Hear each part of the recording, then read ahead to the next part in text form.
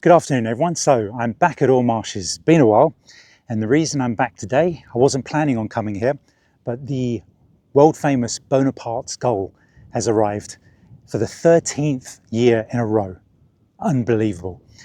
At the moment, the tide is really low, so it's out there somewhere. It's like a needle in a haystack, and I'm not going to bother with that. I'm just going to walk around and check out the other stuff until the tide comes in and forces it in a bit, because the heat haze is horrendous. I asked a couple of birders, had they seen it? And they said no, but they had seen a Caspian Tern. Whoa.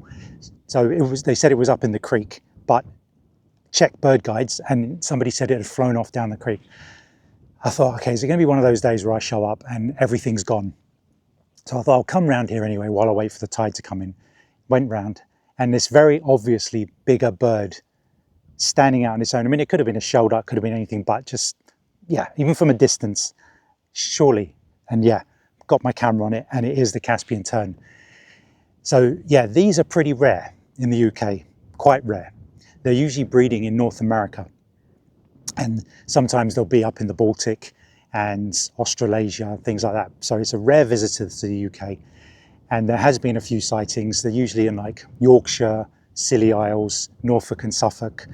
Kent, very unusual for Kent. So this is an exciting moment. I've got a load of birders down there, all got their scopes out, checking it out. And I've been watching it for a little while. Some birders who came along, thought when I pointed something out, I was talking about the seal. There's a seal with a pup. And they said the pup's been there for 3 days and it's very sickly. I have checked it, it's moving, but the mother's just hanging about. What they said was the Caspian Tern was scared off when the mother came out of the water, but it came back 10 minutes later. So the mother's there. I've seen the pup sticking its head up. I don't know, they said it shouldn't be far up the creek, so it's not a mistake that it is sick. It's just the fact that it's not moving much and it's up this far into the creek says something wrong. They thought, do they eat carrion? Is that why the Caspian Tern was scared off? And I've checked it out. No, they don't touch carrion. They haven't got the beaks for it really, and they just concentrate on fish. So you know, it's not gonna hang around and eat the pup. So I'm set up here. I'll give you I'll spin you around. It's over there at the moment. What is it? I don't know, 50, 60 meters, maybe 50 meters. I'm experimenting with the 4K crop mode. There's a lot of heat haze. I've gone back to non-4K crop mode to see the difference. And yeah, I suppose it lessens it a bit, but you don't get as close. So yeah, this tern, the Caspian Tern, is the world's largest species of tern. And despite its extensive range, it's a monotypic of its genus, meaning there are no subspecies. So subspecies, if you aren't aware, like you might get the common chaffinch in the UK, and then you go to Morocco, you see the African chaffinch, you go to Tenerife, you see the blue chaffinch. Those are subspecies. This has no subspecies. Usually when birds are spread around the world, they'll get subspecies in different countries. This one is the same all over the world. So that's an interesting little fact. Like I said, yeah, the breeding habitat is large lakes and coasts, North America, including Great Lakes. Sometimes locally around Europe, Baltic Sea, Black Sea, Asia, Africa and Australasia, New Zealand. So this is a little treat to see this. Very exciting. So I'm just gonna watch it for a while, see if it has a little fly, maybe get a little bit of slow-mo footage. But again, apologies for anything today. The heat haze is gonna ruin most stuff. But you know, this is an unusual treat for Kent, especially with nothing much happening in the summer. So watch this space. Hopefully we get some good Bonaparte's Gull later on. Finally, got footage of it. If it wasn't for my 4K crop, it would have been awful. And luckily, the wind has pretty much disappeared. So I was able to put it on the tripod, my new video tripod. This has been great today. Even though there's been, say, out of a 10, this has probably been 3 or 4 to wind speed, wind strength. And this has been sort of handling up to about 3. That's not bad. I mean, my previous tripod, you could just literally just blow it from over here and it would shake it. So this is just wonderful. But yeah, so I mean, I filmed it handheld, so on the mud flat. They were looking and somebody pointed out the general area, and then I checked and I spotted it. And it's really difficult because what it is, it's amongst all these black-headed gulls. Thankfully, the head of this gull, I've seen a picture of it, is much blacker. So you're looking for the much blacker head, because all the gulls, the black-headed gulls here, their heads are kind of more brownish. They're starting to lose it, grayer, brownish. And then I noticed on the Bonapartes, the red legs, they're much redder. They really stand out. Luckily, they're not covered in mud, which would have been disguising them. And it did, at one point, a bit shaky. I admit that my camera started shaking. Walked past the black-headed gull when it was noticeably smaller. But it's flown over to the flood. I believe they call that the flood. And yeah, if I didn't get that footage now, I probably would never have seen it, because I got about 5 minutes of looking at it, and then it's over there, and that's probably going to be it now. I'll make my way over to the road in a second, see if we can get another view if it's moving around in there. But yeah, I mean, it's quite a distance from the road. It flew over to that sort of island there. But happy days, yeah. Yeah, Caspian Tern and a Bonaparte Gull. You don't get that every day. Yeah, so for every summer for 13 years now, this gull has done something incredible. It's flown over 3,000 miles. Yeah, from North America all the way to the exact spot in Kent. And here it is again. This could be the world's most famous gull. Prove me wrong. It's one of the smallest gull species in the world. Sleek and elegant, yeah, like I said. Just went past the black-headed. You can see it's smaller. Obviously, the little gull is smaller. And totally unlike the rowdy gulls that nick your chips. Nick your chips, yeah. Nick, yeah. Steal, another word for steal in the UK, if you're listening to this from abroad. It's one of our slang terms, nick. And the gulls that nick your chips and your ice cream at the seafront.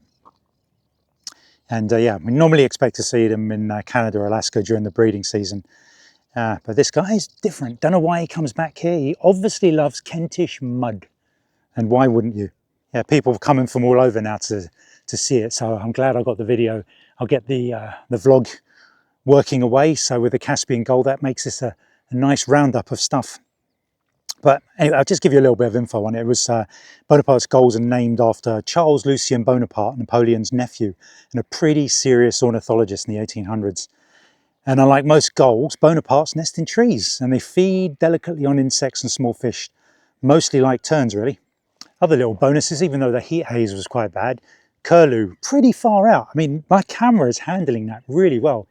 Happy days. The sky is suddenly coming alive with birds at the moment. I'm just keeping an eye out.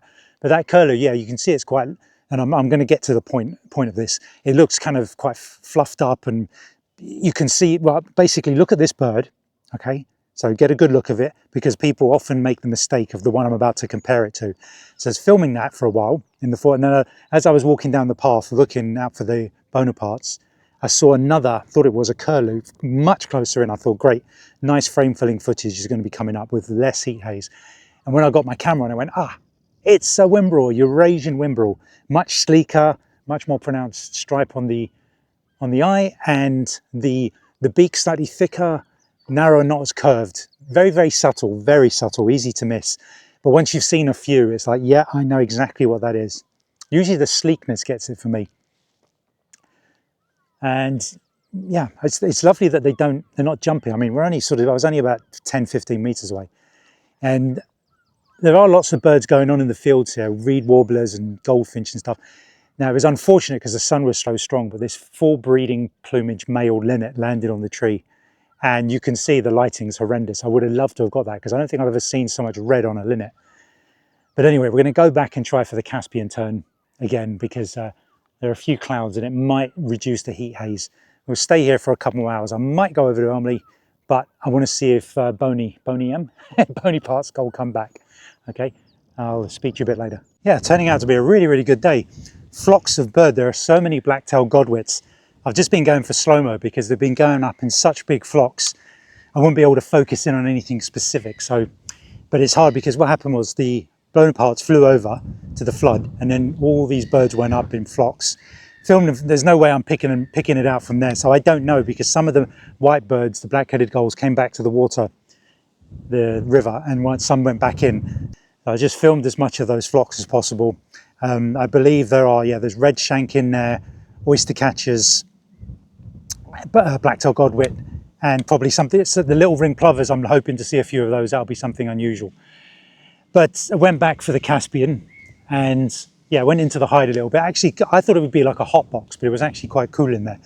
And the Caspian was showing quite well, and we've got quite a lot of cloud off and on, which meant I could get some film without the heat haze. So it just kind of sat there, stuck his beak in, had a sleep, came back out, had a little preen, and yeah, I mean, the tripod again is holding up exceptionally well. There are moments when there was no wind, fantastic. And I think it was too far for photos, but I thought, you know what? What happened was I went into the hide and I saw a Mediterranean gull had landed in front of it. So I had a Caspian gull to the top left, Mediterranean gull on the bottom, looks like it's ringed, and a black-headed. And I waited and waited. It was quite a long wait for them all to have their beaks out at the same time, so I could obviously say to everybody, black-headed, Caspian, and Mediterranean, all in the one shot. So that's just, I just put that up on my Twitter and Facebook to let everybody know it's here. But I got some slow-mo of the Caspian gull. It did take off and fly to the other side of the creek. I might go back for it. We'll see. We'll see how the day pans out. I was thinking I might go Elmley, but we'll see. It might be a bit of a push. But yeah, the slow-mo of it flying over to the other side. So at least I've got some flight footage of it. I'm going to stay on flight footage for today, and unless something's giving me a good show, the slow-mo, like if I didn't film in slow-mo, I might have only had about 3 seconds of footage. And this way you get to show it off. I'm just going to check what is that? Anyway, I better go. I don't know what that. For a second, it looked like a black-winged stilt. Probably not. Maybe a ruff. That might just be a black-headed gull in a juvenile plumage. We'll see. We'll get back to that in a second. But just some little bits, like I saw a gull grab a little crab out on the edge of the water, the edge of the river, and there's the little egrets hunting out there as well. Loads of shell duck. This black-headed gull, is it a nest? I don't know, on this mound of seaweed. Anything else? No, that's about it. But it's just really good, really good. We're getting flocks of black-tailed godwit coming over from Shell Nest Beach area. And you can, every so often I hear splashes. There's obviously fish in the water that's coming in that's about to flood this bit of mud. So, yeah, anyway, so far so good. What are you looking at? What? I've upped my hat game. Sun was burning the back of my neck, so I had to pull this bad boy out. As long as the sides stay up, it doesn't look as bad. There we go. How that? Oh, it's the one I'm using. Well, I was going to go home a bit early. No sign of the Bonaparte's gull. And I was going to head off, and I spoke to a local birder who's from Bexley. And he just said the whole of the A2 is, oh, Black Betty, ram a jam. It's the whole of South East London, the whole of East London, right out into Kent is Ramo. It looks like the A13 if you know the UK. The A13 is solid from the city all the way out to the Dartford Tunnel. So happy days. At least I don't have to make my mind up whether I'm going home yet or not. I'm stuck here, so I might as well use it. Anyway, we went to the East Flood. If you're familiar, the big pond bit, which is now completely almost dried out. Hundreds of black-headed gulls, and we were sifting through them, me and several other birders, looking for the red legs, but a lot of the gulls are hunkered down sleeping, so we can't see the red legs. But yeah, I stayed there for about an hour looking, and we saw some new additions for the day. Were a couple of, probably 2 little ring plovers, and you had to really zoom in on them to see the yellow eye. I thought they were juveniles at one point. So I'm just checking these. I was going to say there's no way that's Bonaparte's. No, it's got a ring and its head isn't dark enough. I'm going to try for the cat. I might as well do a circuit of the whole place, and it's actually quite chilly. But look at what I'm going to do is I'm going to overlay loads of slow-mo footage. I just watched all of the birds, the black-tailed godwit, the red shank, oyster catchers, going up in flocks. Lord knows what was scaring them, because we haven't seen any raptors today whatsoever. So, but just look at these beautiful, yeah, flocks, just 120 frames per second slow-mo. And yeah, I mean, we all, scouting around trying to figure out what's hiding around corners and that. Nothing unusual, like I said. The little ring plovers are about as different as anything got around there. And there are lots of pied wagtails, which were doing the same thing as the plovers. Sometimes it was hard to spot them. What's that plane? I keep hoping for a, no? Oh, I thought it might be a Spitfire. There's occasionally in the past seen Spitfires here. Tide is in. And yeah, there's some black-headed gulls along the edges. We're just going to try our luck. Like I said, there's nothing much going on. I'm stuck here. I've got food, I've got water, and we'll see if anything pops out, because now it's cooled down, the light is much nicer. So if any reed warblers pop up, and I've seen some linnets, and at the moment on the path is pied wagtail, and I'm keeping an eye for anything flying across from the Sheerness Beach. I'll quickly show you this. I just see a flock of little egret coming in. So just watching for anything crossing the water. Yeah, just look at the variety here as well, back onto the east flood. These two grey herons, you know, they're known to eat small birds, so it's quite interesting that nothing's too shocked when they come into land and hang around all the smaller birds. Yeah, I'm just watching a grey heron come in, nothing's going up. So they obviously know the difference between that and a marsh harrier. No purring of turtle doves. Apparently they're over by the houses, the buildings and the farms. Oh, that must have been a whitethroat. Yeah, I've seen a skylark up singing as well. I don't know, you might be able to hear this whitethroat. But this is perfect lighting at the moment. Nothing going on though, no, yeah, the water's quiet. All right, folks, that's it, back at the sherbet. What is the sherbet? That's the sherbet. Cockney rhyming slang, the sherbet dab, cab. There, so you know, you've learned a little bit of Cockney rhyming slang. Anyway, finished off with some Marsh Harrier action. I say action, it was flying over. A male flew over the cottages at first, which I got in slow motion. I was looking for the turtle dove, no luck. I was listening for the purring. And then further down, all the birds in the east flood went up, and a female Marsh Harrier. And didn't even attempt to go after anything. So I'd love to know what the call is that a couple of birds or one bird spotter sees it and gives off a raptor warning, and they all go up, and the Marsh Harrier just says, yeah, I'm not going to bother. And just the little thing, I'll add it. Oh, hello Chetty's warbler. That's the first one I've heard today. I actually heard some reedlings, bearded reedlings, over in their usual spot on the east side by the creek. Didn't see it. I'm surprised I heard them at all, considering how windy it is. They do not like the wind. So I'm going to stop and eat something, and when we get on the A2 and make our way in, it should be nice and clear. Hoping after I've eaten, maybe we'll have a show from the bar now, but we will not be that hopeful. Okay. If anything magically pops up on the way out, I'll add it. But other than that, that's a wrap. Speak to you later.